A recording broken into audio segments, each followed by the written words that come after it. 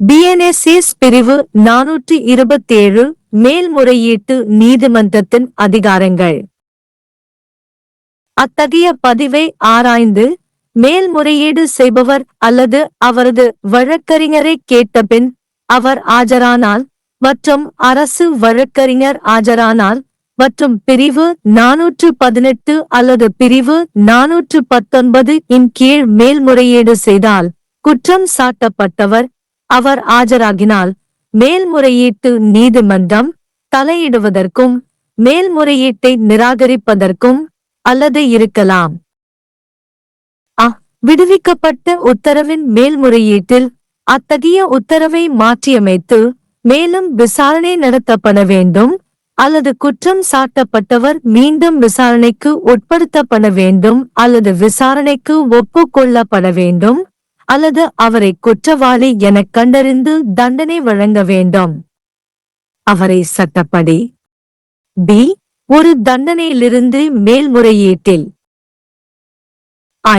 கண்டறிதல் மற்றும் தண்டனையை மாற்றியமைத்தல் மற்றும் குற்றம் சாட்டப்பட்டவரை விடுவித்தல் அல்லது அத்தகைய மேல்முறையீட்டு நீதிமன்றத்திற்கு கீழ்ப்பட்ட அல்லது விசாரணைக்கு உட்படுத்தப்பட்ட தகுதி வாய்ந்த நீதிமன்றத்தால் அவரை மீண்டும் விசாரிக்க உத்தரவிடுதல் அல்லது கண்டறிதலை மாற்றவும் வாக்கியத்தை பராமரிக்கவும் அல்லது கண்டறிதலை மாற்றியமைத்தோ அல்லது மாற்றாமலோ வாக்கியத்தின் தன்மை அல்லது அளவு அல்லது தன்மை மற்றும் அளவை மாற்றுதல் ஆனால் அதை மேம்படுத்தும் வகையில் அல்ல. தண்டனையை அதிகரிப்பதற்கான மேல்முறையீட்டில் கண்டறிதல் மற்றும் தண்டனையை மாற்றியமைத்தல் மற்றும் குற்றம் சாட்டப்பட்டவரை விடுவிக்கவும் அல்லது குற்றத்தை விசாரிக்க தகுதியுள்ள நீதிமன்றத்தால் அவரை மீண்டும் விசாரிக்க உத்தரவிடவும் அல்லது தண்டனையை பராமரிக்கும் கண்டுபிடிப்பை மாற்றவும் அல்லது கண்டறிதலை மாற்றியமைத்தோ அல்லது மாற்றாமலோ வாக்கியத்தின் தன்மையை அல்லது அளவை மாற்றவும் அல்லது வாக்கியத்தின் தன்மை மற்றும் அளவை மாற்றவும். வேறு எந்த உத்தரவின் மேல்முறையீட்டிலும் அத்தகைய உத்தரவை மாற்றவும் அல்லது மாற்றவும். நியாயமான அல்லது சரியானதாக இருக்கக்கூடிய ஏதேனும் திருத்தம் அல்லது அதன் விளைவாக அல்லது தற்செயலான உத்தரவை செய்யுங்கள். ஆனால் அத்தகைய விரிவாக்கத்திற்கு எதிராக குற்றம் சாட்டப்பட்டவருக்கு காரணம் காட்ட வாய்ப்பு இருந்தால் ஒழிய தண்டனை அதிகரிக்கப்படாது.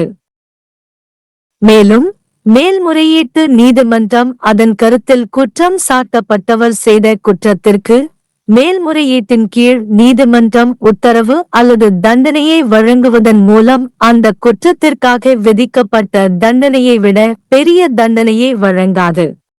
BNSS धारा 427 अपीलीय न्यायालय की शक्तियां।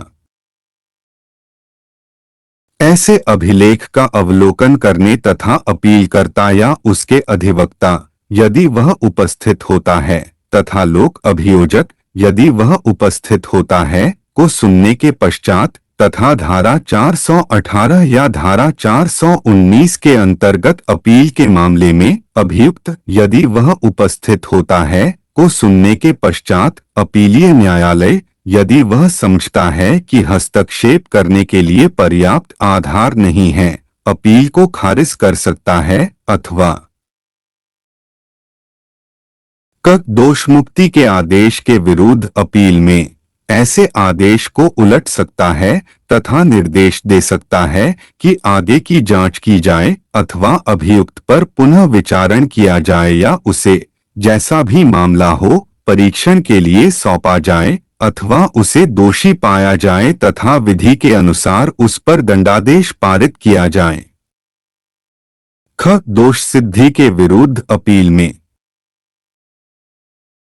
एक निष्कर्ष तथा दंडादेश को उलट सकता है तथा अभियुक्त को दोष मुक्त या उन्मुक्त कर सकता है अथवा उसे ऐसे अपीलीय न्यायालय के अधीनस्थ सक्षम क्षेत्राधिकार वाले न्यायालय द्वारा पुनः विचारण करने या परीक्षण के लिए सौंपने का आदेश दे सकता है अथवा निष्कर्ष को परिवर्तित कर सकता है दंडादेश को बरकरार रख सकता है। या 3 निष्कर्ष को बदले बिना या बदले बिना सजा की प्रकृति या सीमा या प्रकृति और सीमा को बदले, लेकिन इस तरह नहीं कि उसमें वृद्धि हो। सी सजा में वृद्धि के लिए अपील में आए निष्कर्ष और सजा को उलट दे और अभियुक्त को दोष मुक्त या उन्मुक्त कर दे या अपराध पर विचारण करने के लिए सक्षम न्यायालय द्वारा उस पर पुनः विचारण करने का आदेश दे। या 2 सजा को बरकरार रखने वाले निष्कर्ष को बदले। या 3 निष्कर्ष को बदले बिना या बदले बिना सजा की प्रकृति या सीमा या प्रकृति और सीमा को बदले ताकि उसमें वृद्धि हो या कमी हो। डी किसी अन्य आदेश के विरुद्ध अपील में ऐसे आदेश को बदले या उलट दे। ई कोई संशोधन या कोई परिणामी या आनुषंगिक आदेश देना जो न्यायसंगत या उचित हो, बशर्ते कि सजा में तब तक वृद्धि नहीं की जाएगी जब तक कि अभियुक्त को ऐसी वृद्धि के विरुद्ध कारण बताने का अवसर न मिल जाए।